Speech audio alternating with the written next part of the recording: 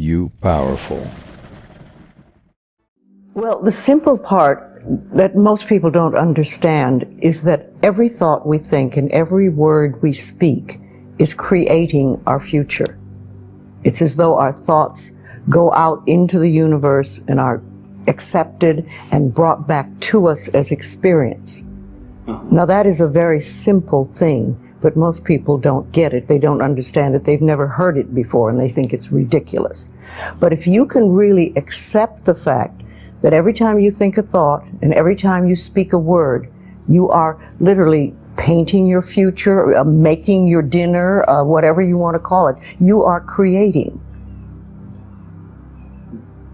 And you're creating your own life. And this is simple, but it's not easy to accept. But once you accept it, then you can start deliberately creating what you want in your life. And you begin to be aware of what you don't want in your life and how you are contributing to it. Now, I think this has been around forever, but for some reason in the last 20 years, the universe has wanted this to go out among all the people, or all the people that are ready for it. See, most of us just think, and we don't pay any attention to what we're thinking. We're just doing it. But that's something you need to train yourself to do, to begin to train yourself to be aware of what you're thinking. And one of the ways to do that is to periodically say to yourself, what am I thinking? Would I like this thought to create my life? Would I like to have the experience that this thought could bring to me? Now, it takes a while to do that, but even if we could begin on the smallest level to be aware of our thinking, we can start to make changes. To begin with, you start by doing what we call doing affirmations, and that is making positive statements about your life that are positive. And you do them deliberately. You might do them in the morning, you might do them at noon, you might do them at night, you might do them, twice a day or whatever. But you do this and you let this become a habit.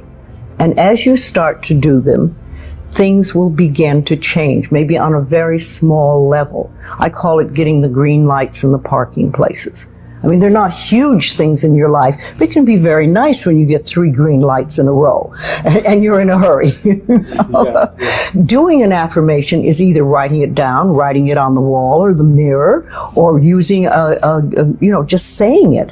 What I like people to do is to stand in front of a mirror and do their affirmations. Because there's something very powerful about looking in your own eyes and accepting yourself, or noticing that you reject yourself when you're saying something positive about yourself. So that would be a very beginning way to start. Say in the morning, you get up in the morning, you go to the mirror, and this is a big one, and it's hard for lots of people. But you look in the mirror and I say, I love you.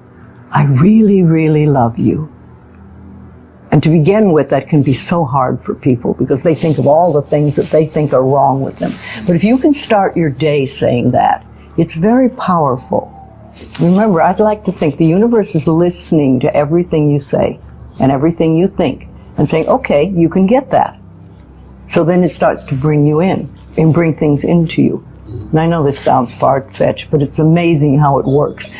If you do a good general positive statement for yourself, the universe will figure out how to manifest that, how to bring that about in your life. So things could happen that you wouldn't expect at all, but they will happen. If you think of doing your positive affirmations is like planting a seed in the ground. It's not necessarily true at the moment, but it is something you want to have be true. So you put the seed in, and you plant a seed and you expect it to grow. Or you maybe plant 3 seeds just in case. You expect them to grow. And you don't wait 2 days and then dig in the earth and say, what's happening, what's happening? You expect that thing to grow because you know there's a law and a process. And the seed will grow if it is in the right soil and it has the right amount of moisture. making it really a habit and doing it every day. Doing something every morning when you wake up, that's a really good time. And another good time is when you go to sleep at night. And gratitude works a lot. If just being grateful for everything. The more, I always say the universe loves gratitude. The more you're grateful for what the good is in your life, the more good you get to be grateful about. And it's like, you know, if somebody gives you a present or gives me a present and I say, oh my God, I hate that color and it doesn't fit, and you know, that person will never give me another present. But if you say, oh, it's wonderful and thank you, I really adore it, it's great, that person is probably going to want to buy you a present every time they see something they think you would like. And it's like that with the universe. The universe loves gratitude.